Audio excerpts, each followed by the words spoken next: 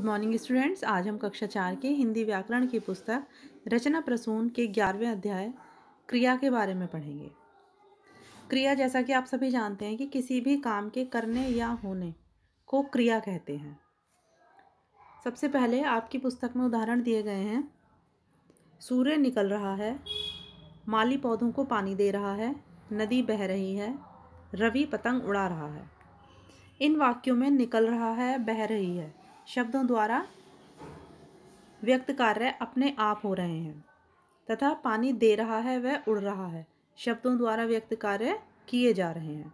तो ये सभी क्रियाएं हैं। तो इस प्रकार हम कह सकते हैं कि जिन शब्दों से किसी कार्य के करने अथवा होने का बोध होता है उन्हें क्रिया कहते हैं। लिंग, वचन आदि के अनुसार क्रिया के रूप में परिवर्तन हो जाता है। जैसे लिंग के अनुसार क्रिया के रूप में परिवर्तन। मोहन पत्र लिख रहा है, सीता पत्र लिख रही है।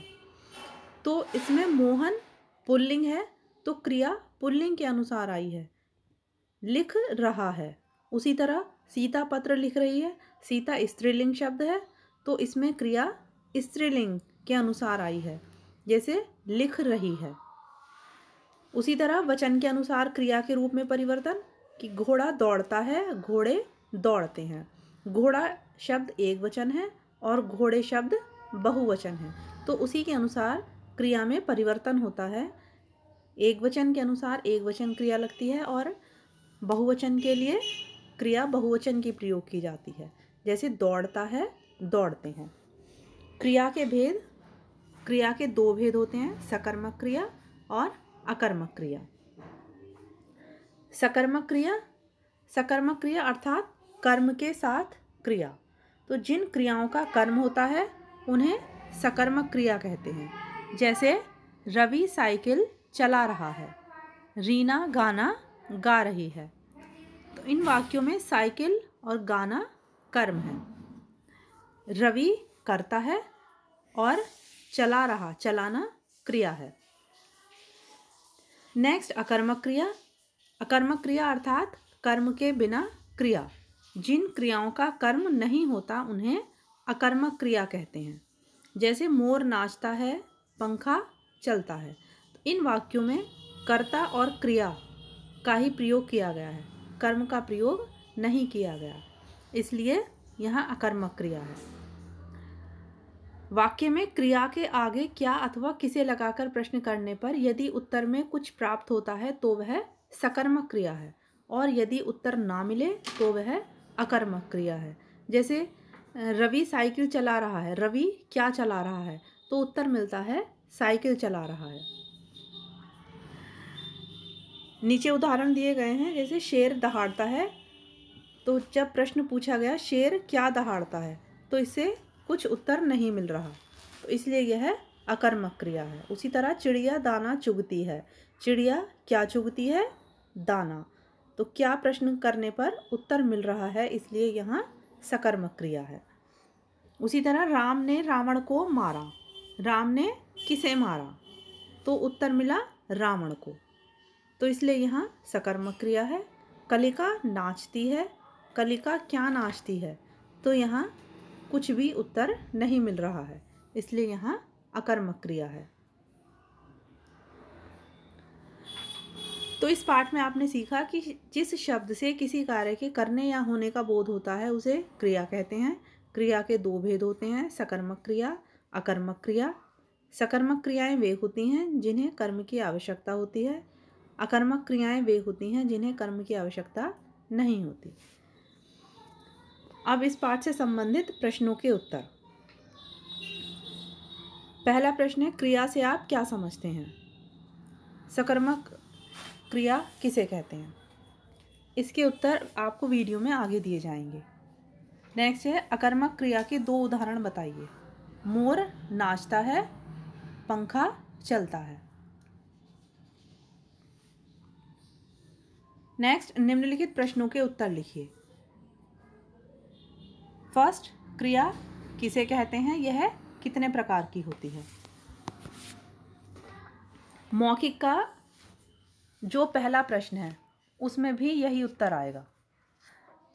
जिस शब्द से किसी कार्य के करने या होने का बोध होता है उसे क्रिया कहते हैं।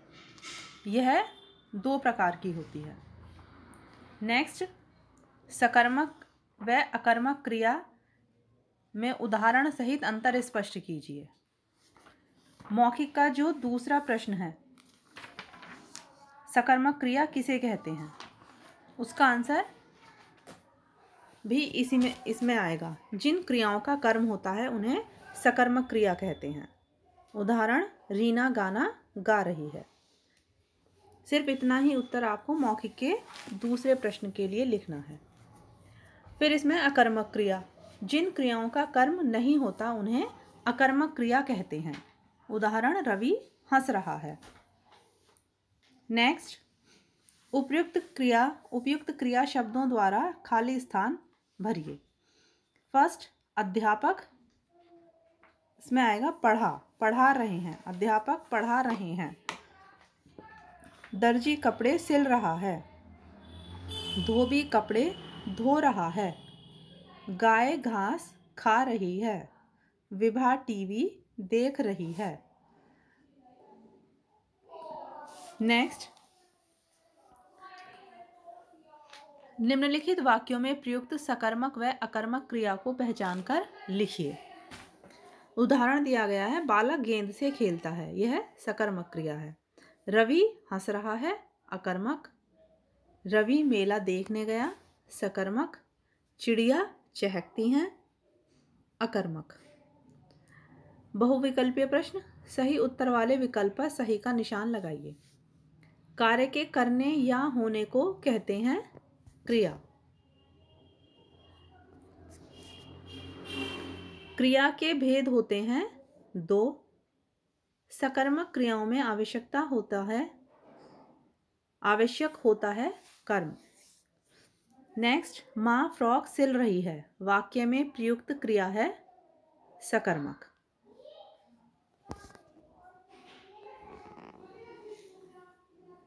नेक्स्ट, रचनात्मक गतिविधियाँ। प्रातः काल होने वाली अथवा की जाने वाली क्रियाओं का उल्लेख करते हुए 5 वाक्य लिखिए। यह कार्य आपको स्वयं करना है। इसमें आपको सुबह में होने वाले 5 कार्य लिखने हैं। जैसे सूरज उग रहा है, इस तरह से आपको 5 वाक्य लिखने हैं। तो आशा करती हूँ कि आपको यह पाठ समझ में आ गया होगा। इस पाठ से संबंधित प्रश्नों के उत्तर और अतिरिक्त प्रश्नों के उत्तर आप अपनी पुस्तक में साफ और स्वच्छ अक्षरों में लिखेंगे। Thank you.